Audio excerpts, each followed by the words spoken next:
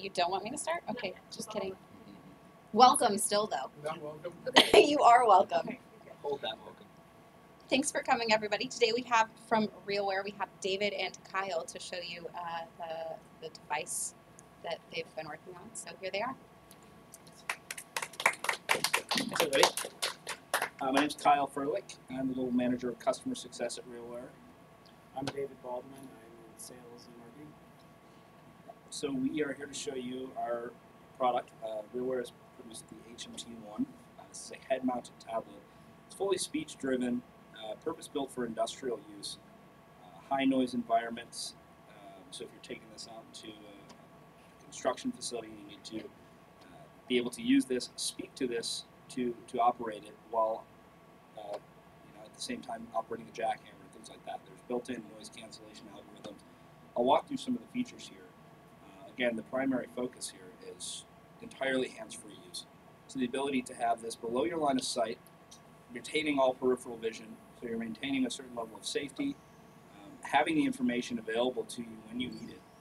So improving efficiency, saving money industrially. Of course, there are tons of applications for such a device. We're heavily focused on the industrial sector.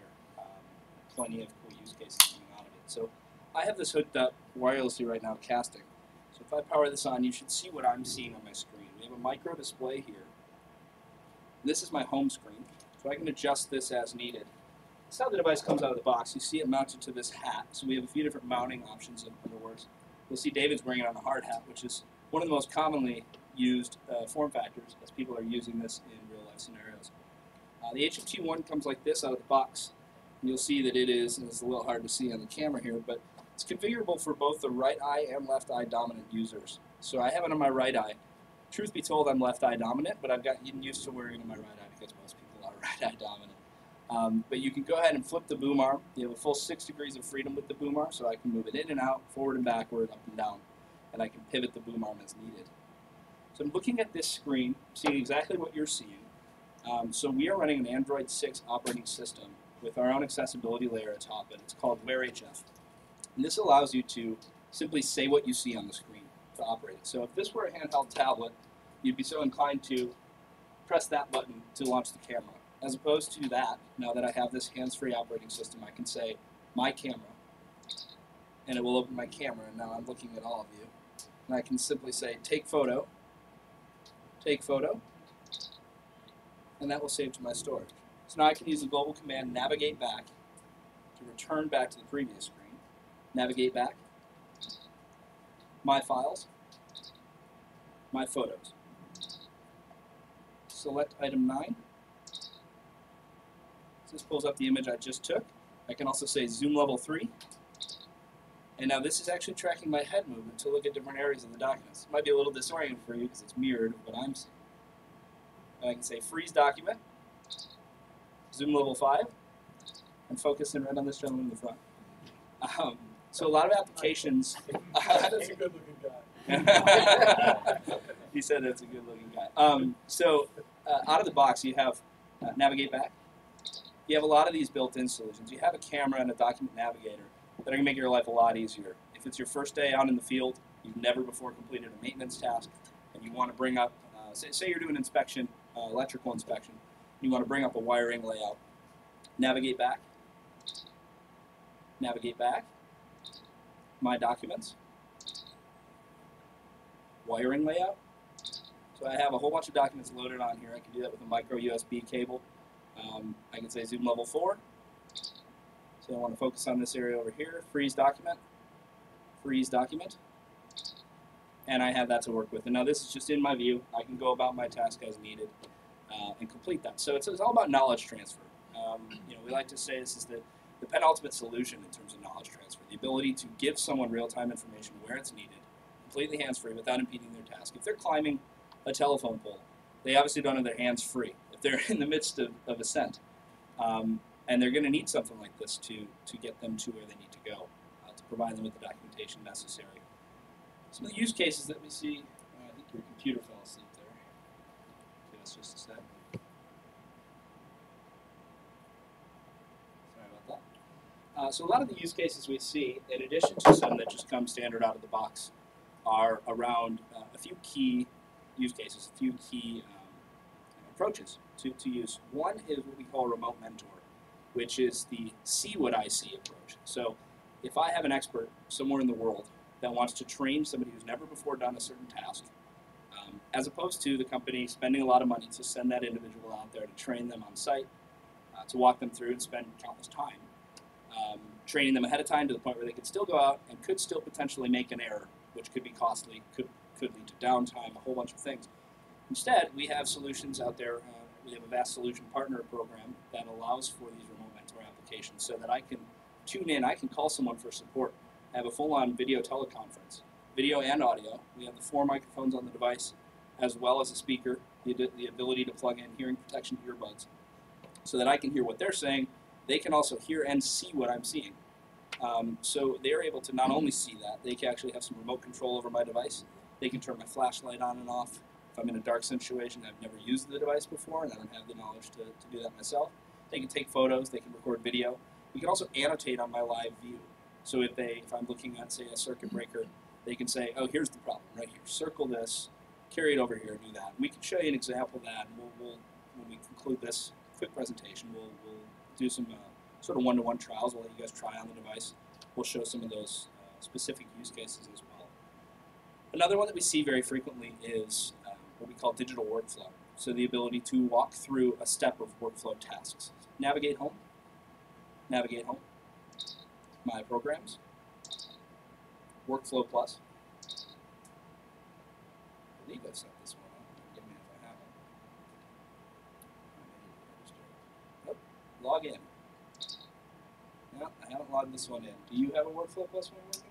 We can go into this later. So this will walk you through specific workflow steps. This will actually speak the text on the screen, in case for any reason you have a vision impediment or anything.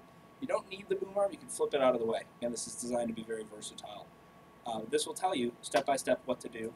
You can work in elements of the workflow and the inspection, whatever it is that you're doing, that call on the camera, require you to take a photo, log that to the system and say, I verify by this photo that I've done what I said I've done. So there's some checks and balances work in there as well, verifying, so you don't have to send an accountant to verify this is the level of oil that you actually have in your tank, so you're not trying to skim off the top or anything like that. In addition, we do digital IIoT, which is the Industrial Internet of Things. And this sort of sums up a lot of this communication, the data transfer. But primarily what we see is the ability to scan a QR code, pull in real-time data on a piece of machinery. So if you have temperature levels and pressure levels that you need to monitor, you can do that. Even if it's for training purposes, if it's walking up to a piece of machinery you've never performed maintenance on, simply seeing a QR code there, knowing to say, navigate home, my programs, barcode reader, and then scan that QR code. So I don't know that I have one on here I can show you, and we can do this again hands-on, one-to-one. But you reference that QR code, that could do something like pull up, oh, there's a QR code on there. There you go. Well, that's a barcode. It'll at very least show me the data. Oh, there's a QR there as well. Let's see what happens. I don't know if it's configured with our bookmark. If it'll take you to... So at very least, it's showing me the URL here. So it doesn't have the right formatting that it's going to actually launch the URL. But we have a bookmark tool. You can create that QR code. That'll open up anything from a simple web page to a YouTube link, or you can just play a video that'll walk you through the step-by-step process. I kind of want to have a sip of this now. Thank you. Sure. Yeah. You want a cup? Nah, it's all right. Thanks. I'll get you one. So you see the barcode reader's built in. You can work that into your applications as well. There's tons of additional use cases. There are a lot which have sort of these suites that have all these use cases compiled so that you can be working through your workflow, and then if you need it, you can call support in the midst of that. And then if needed, it has IIoT built into it. So we've seen some mergers, and we've seen some individual, very pristine solutions around those that work on those. As it is an Android device, a lot of solutions that industrial workers and people in general are using on handheld devices can be simply migrated here. If the device was built on native Android, it's going to automatically detect any text within that app and make it speakable. So there's no SDK for use with the HMT1. You don't need to learn any new programming language or work within a specific environment. We also have supporting documentation for apps built in things like Cordova, React Native. If you're building an AR application within Unity, we have code snippets that you can put onto game objects to make them clickable via speech commands, etc. So we've seen a lot of those different types of applications. Even just for fun, I like to wear this thing, and I like to go to Netflix and watch Netflix while I'm sitting on the plane, so I don't have to hold the thing in front of me, and my arms are falling asleep, and I'm falling asleep, and when I'm done, I can just kind of gently close my eyes. So there are a lot of applications here, but it's really focused on this real-time training. We see it. Jerome Williams is a retired NBA player who came across this device and was the first U.S. ambassador to China for the NBA, and was training children in China, basically coaching them and playing basketball. And he sees applications. He thinks every coach in the NBA should have this. Every coach in any sporting team should have this for the ability not only to see what their players are seeing, obviously not in the situation of a real game. I don't think the NBA would let this thing fly necessarily. But being able to see what they're seeing and coach them. Being able to wear it on the sidelines and have a voice-controlled approach to accessing their playbook and things of that nature, as well as live casting games. If you're streaming from the point of view of a coach, being able to go between different points of view. We have a lot of remote mentor types of solutions that accomplish that as well. So it just helped us realize that there are a lot of types of use cases that aren't being fully utilized that we're working toward now. It's very cool, very versatile. I'll navigate back so that you don't have to see the video feed. All these applications, again, are controlled with my head scrolling, so I'm going left to right. Really, the best way to get a feel for how this device functions is to try it on yourself. Talk through what you see on the screen. As it is Bluetooth, it's Wi-Fi and Bluetooth, or as it is Android, it's Wi-Fi and Bluetooth enabled, GPS compatible. So you can track. I can run Waze on this thing, and I can navigate my way home. I don't know what the police officer would say if he pulled me over with this thing in front of my eye. I don't recommend it, but I can always do this and have it talking to me. So there's quite a lot you can do. I don't know if, David, you have anything to contribute, but if there are any questions, I'm happy to take a few here, and then we can also migrate toward some one-to-one demos if you want to try them on, ask us any particular questions around development, things like that, any more on the technical side. We're happy to help out. Yes? You said there's no SDK, but when you do a workflow, you have to run some specific set of Yeah, so he said, so we mentioned that there's no SDK, so we said when you're setting up workflows, is there any specific approach to doing so? Every workflow application, every one of our solution partners functions a bit differently. A lot of them are web and desktop-based clients that are basically your admin login. You log in, and you can use their built-in workflow editor tool. So you can create workflows, you can migrate existing system data if you already have workflows in place, and you can deploy those and basically assign those to individual users because the people on the HMT1 are going to log in to that account. So they use virtual standard format. No, they don't generally have to virtual standard format. It's basically, if the application is running, it's just talking to the server side. However the workflow would come in, again, I'm just launching the app from my program screen, which is just like any launcher on a handheld device. Just going through the actual system. Exactly. So and that's why things like Netflix will work to a degree out of the box. There's definitely some customization you can do. And this is what I'll mention. In addition to Wear HF being our accessibility layer, navigate back. Just keep it steady for you guys. In addition to Wear HF, which is our accessibility layer, we have what's called WearML, which is our customized markup language. So this is an XML file you can create to do some customization on speech commands. Objects will be detected if it's a native Android app. You're going to have some buttons and components. It'll be detected by our WearML markup language, and it will receive a little icon with a number next to it. So you may see that. I'll show you here. My programs, settings. So you see all these little, you can't even see the white, but you see all these little numbers. And these are all numbered on the operating system side. It's going to look very similar with WearML. That each thing will receive a number, and I could use the command select item 2. Select item 2. And that will select my Bluetooth. This is a little late at this point. I think the Wi-Fi is a little slow here. And at the same time, I can use the speech. I can use the text. So I could say RealWear, or I could say select item 4. Navigate back. So you can customize those. It's going to detect every single component, and that could get a little bit cluttered at times. You may have a lot of bubbles of different numbers detecting all the different things. You may want to suppress those. You may want to say, I only want these things to be speakable commands. So you can either reassign the numbers, or you can create specific speech commands that will call on those things. So you can use a string of words. Generally, we recommend using 2 and 3 syllable words, as 1 syllable words can often be falsely heard. If I'm conversating with David and I say stop in just casual conversation, and that stops a critical thing on my device, then that's a little less than ideal. So maybe terminate or something You like said that. stop that thing on the device and then stop. Well, that's just his computer. That's his computer shutting down. It was You plugged should, into you should power. plug that into charge. Yeah, if it was plugged in. And so do you lay out that mapping to these numbers? Is that something you control by providing a file that's specific to this particular application? Yeah, to the actually to the screen itself. So you can do multiple screens within your application. Basically, you choose a unique identifier within the file that says, I'm looking for this on the page. Okay, I found it. I know it's this page, and therefore I'm going to map the buttons out accordingly. We have all the documentation at RealWear.com. If you go to developer.realwear.com, all of our dev documentation is open and available, so you can learn more there. Again, it's just for customization. Like I've said, I've pulled applications just from mirroring sites and however I'm pulling them, using APK extractor on an Android handheld and loading them myself. And a lot of them will work very well out of the box. Some will require more customization than others. Some will already have speech commands working just by default. So our solution partners are adamantly working with us to make this the best possible experience in the HMT. So, can you talk a little about speech recognition? Right? You're doing that locally. Is speech recognition happening on your device, or are you using Android? Yes, so his question was about speech recognition and whether that's happening locally on our device. Sorry, I was asked to repeat all the questions just for our folks at home watching. That way I know what I said. Yeah, no, I knew you knew what you said. Yeah, exactly. So yes, we use Nuance speech recognition locally on the device.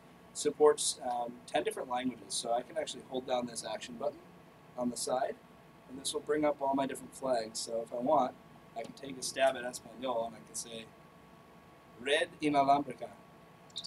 And somehow that worked. That was miraculous. I will never do that again. But I'm going to switch back to English, so I can go through the cycle. So I have speech recognition locally on the device for these 10 different languages.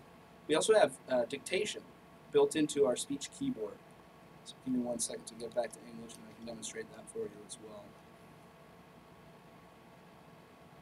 So that doesn't have the scrolling effect.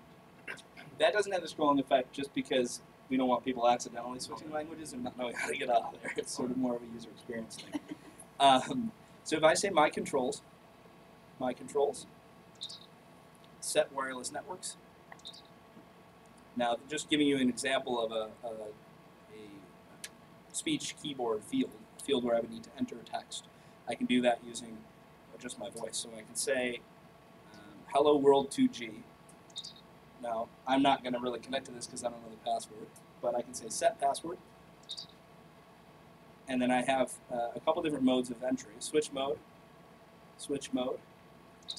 So I can just speak letters, or I prefer the military alphabet. I've just become accustomed to it. Switch mode.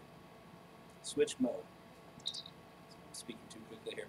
So I can say Romeo Echo Alpha Lima Whiskey Echo Alpha Romeo. I picked up the WIJ for no reason. Clear text. Romeo Echo Alpha Lima Whiskey Echo Alpha Romeo. Caps on. Hotel Mike Tango. Symbol dash. Number 1. So we typed in RealWear HMT1. So that's a simple way to do it. Another way you can do it is with the Android companion app on your phone. You can use the remote keyboard function. You type in text. It generates a QR code in real time. I can say scan code.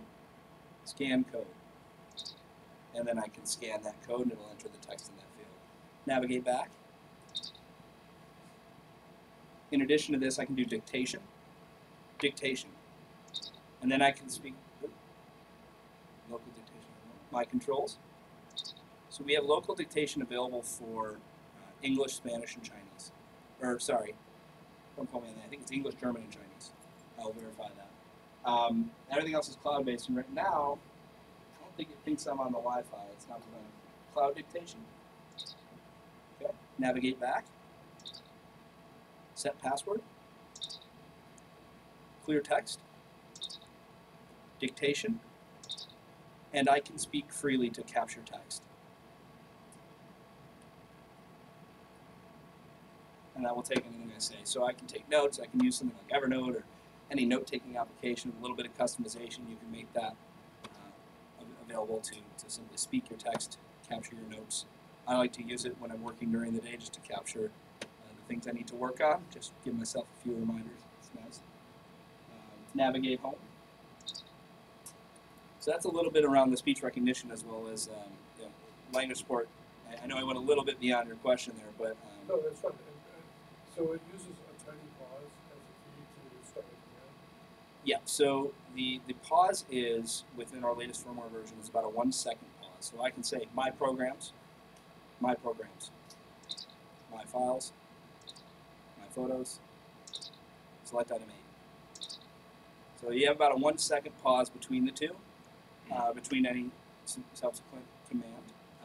And that's a really weird picture. Navigate home. That was when we were doing the podcast. I didn't notice it. Thanks a lot. Navigate home. Navigate home. So yeah, you have it detects that there's a pause at the end of your speech command to register. Exactly. And now, because of our noise cancellation algorithm, you're looking at about 98% speech command accuracy in up to 95 decibel environments. So very loud industrial environments. You have a primary microphone here. You have a reference microphone on top of that, as well as 2 other microphones. So I can actually switch between the microphones and switch to my rear mics. So in the event that I'm doing a call where somebody's seeing what I'm seeing, and I don't need to see what they're seeing or what they're showing for any reason, they just want to see my camera and speak to me, flip this out of the way, and I'm using these microphones now as opposed to the ones on the boom arm. So with the boom arm and with the rear microphones, in both cases I have this active noise cancellation. So it's hearing that anything that's coming in at a louder decibel level in the reference mic is being effectively canceled out in regard to this external noise. So if he says a command from here, it's not going to trigger my device. Does that happen automatically when you put the boom out of the way? It doesn't. So I switched the mics with a triple tap of the action button, which is the large button right here on the Why side. don't you automatically change it? We don't automatically change it because there are cases in which they won't want that to be the case. They just want to get it out of the way and they still want those mics active. It's also the gyro and the accelerometer within the device are located in the computing unit, not within the boom arm, because some people will choose to wear this in different positions as with regards to any personal protective equipment that they're wearing on their face. So we need some freedom for movement there. And generally, the other reason is if microphones flipped when this flipped upside down, it would prevent certain workers who are doing tasks from going underneath something. As soon as they flip upside down, you see that flips over. So I have the option of saying my controls, and then I can say lock screen rotation, navigate home, switch back to the front mics. So now if I have to get under somewhere and inspect something, that won't happen again. So having the opportunity there to not make that making sure that's not automatic is going to just prevent any interference there. Yes? Yes, in addition to noise cancellation, did you guys enhance anything else with the speech recognition or the voice commands? Have you done anything with like the kind of machine learning of the understanding voices? Yeah, so that's a really good question around machine learning, around enhancement of speech recognition. So basically, we're constantly tuning on the chip level our speech recognition capabilities. We have applications running using more of a conversational UI approach, so there's more machine learning. Again, as this is based on what you see, this is text, it's not so much dependent on, if I want to launch my camera, I'm not going to say, open up that camera thing. It's not going to necessarily know what I'm talking about. And we intentionally keep it pretty literal for good reason. Though, people have the ability to run their own speech engines within their own applications if that's how you want to go about it.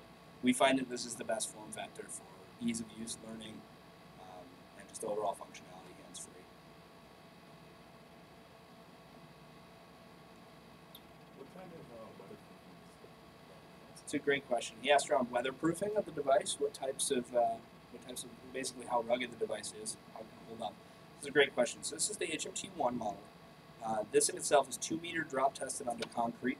It is IP66 certified, which means that it is waterproof and dust tight. We also have a version coming out this year, which is our HMT1Z1, which is an intrinsically safe C1D1 certified model for potentially explosive environments. So cannot cause a spark that is going to ignite anything potentially flammable or hazardous. For a lot of industrial applications, that's a requirement.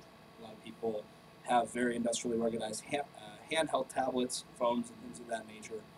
This just allows you to bring the hands-free, wearable form factor into those environments. So we'll maybe take another question if anyone has it, and then we can let you guys try it on for yourselves. He's going like this. He wants to try it on. So we can. No, how much is it? Oh, how much is it? Let's see. I thought you were saying give it to me. I understand. How much is it? So this is a $1,500 unit. The intrinsically safe will be about double that. So compared to a lot of form factors that you see that are wearable, things that's extremely comparable, it's actually much more affordable than a lot. As well, you're paying a very equivalent price for something handheld, yet you get this nice hands-free form factor within them. So we're seeing quite a bit of adoption. The computer keeps going out. We're seeing quite a bit of adoption globally. We're shipping to 50 countries. A lot of people rolling these out currently and having lots of great success. So,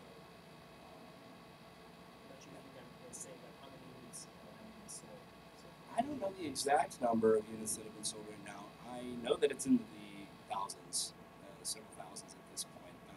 We went through an extensive beta program where we had 3 versions of the HMT1 rolled out to early adopters via our Pioneer Beta program. That allowed us to gather feedback and build a much more solid device. We hit mass production in October. We're now fully funded, our Series A, and God, I've lost count of how many we've shipped. It's been a lot. They're shipping out of our office in Vancouver, Washington, and a lot of our folks are based around here and around there and in Portland here locally. I'll get back to you on that exact number, but it's in the upper thousands. What was the time frame for idea and prototype to where you are now? Yeah, that's a great question. Yes, what was the time frame from idea to prototype? So Chris Parkinson is the device's inventor. He worked closely with Stephen Pombo, who was good friends with somebody who worked on the original Boba Fett costume from Star Wars. And the original design was, moderately designed after Boba Fett's rangefinder. So as I mentioned to some folks earlier, this similar to what he had on his head would pop down in front of his line of sight and allow him to scan the field for doing his bounty hunting tasks, sort of like the digital workflow types of things. So the two of them working together, Chris Parkinson started work on this product in 2007 and got it to be where it has been for over the course of 10 years. It's really interesting to see the progress over the different models into what it is today. But it's been used, it was used even back then, piloted by a lot of big companies, and it's going to be what it is. Our CEO and founder, Andy Lowry, was brought on board by Chris. He said, hey, I've done the software, we have this hardware prototype, let's make this a product company, and let's put this thing together. And Andy, as well as our Chief Product Officer and President, Sanjay Jawar, they've all worked together to help bring this into the product that it is. It's been quite successful. So it's been about 10 years R&D in the making. We'll take one more. Just more about kind of like the increasing popularity of this. Do you have kind of growth projections and sort of, even with strategic marketing, et cetera, but do you sort of have like a projected sales or projected growth? Everyone is individually. This is a question around projected growth and sales. I mean, the adoption has been explosive. We've seen massive growth from the few hundred that were in the early Pioneer program to the several thousand now, and we're seeing much more growth. A lot of things in these POC and pilot phases that are just ready to explode. They say everyone that sees it wants to get their hands on it for themselves. So we constantly see one use case in a specific environment leading to another. It's very difficult to give an accurate projection just of overall. Again, I'm not involved in the sales meetings and that side of things, as well as I don't know how much of that ever made it public, but there's quite a bit. And David, I don't know if you can speak to just what you've seen, maybe not in terms of projection, but just in terms of the success rate, the people that are. We don't want to mention any specific people that are adopting this. As far as numbers, I mean, I could say that closer to 2,000 or over 2,000 units sold. So that equates to about 2 million last year. Actually, last quarter was big. Yeah, last quarter. And a lot of resellers are getting on board as a channel. So that's another great stream for revenue, right? So instead of just dealing with the end user, you're dealing with the channel. And they're reselling to their existing customers. So that's just starting right now. We see a lot of potential with big resellers, big channel partners for some co-branding opportunities, some cool things, and yeah, it's exciting. There's a lot of good coming in. Sorry, I couldn't give you more of a specific number. I was thinking, there's so many other potential avenues for you to go on stuff like that construction sites or, you know, Yeah, manufacturing, heavy manufacturing. gamers are probably out there. Yeah, well, so I was saying earlier for fun, because it is Android. I threw it was a racing game, Asphalt 8. I threw it on there, and I just had a little Bluetooth controller where I was just holding the trigger down for the consistent mouse click, and I'm just racing that, and it's just using the gyro and just turning my head. And it seems weird. People look at me like I'm crazy, but it actually works pretty well. It's really intuitive. I think there's a lot of cool gaming and development applications you can do in that world as well. So it's really fun. So it sounds like you want to pick one up and take it home and get to work. So I'll open it up so we can do some one-to-ones. We can conclude the live stream portion, and if anyone has any questions, you can check out RealWear.com and get all the information you need. If you click on the developer link, you'll get all the access to the developer documentation. You can see how you can start to develop your application for your customers. Cool. Thank you guys.